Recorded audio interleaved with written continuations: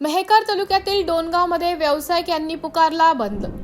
लोणार तालुक्यातील चिखला घटनेच्या निषेधार्थ संपूर्ण व्यावसायिक यांनी दुकानं बंद ठेवलेत।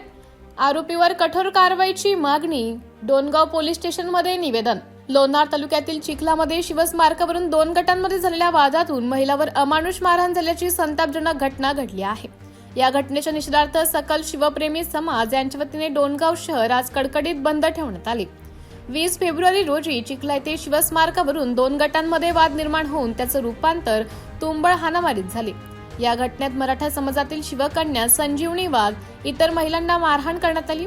महिलांच्या अंगावरील कपडे फाटेपर्यंत मारहाण झाल्याचे आरोप करण्यात आला असून या घटनेमुळे संपूर्ण महाराष्ट्रात तीव्र पडसाद उमटले आहे। या घटनेचा निषेध करत संबंधित मुख्य आरोपीसह आरोपीवर कठोर कारवाई करण्यात यावी अशी मागणी करण्यात आली आहे।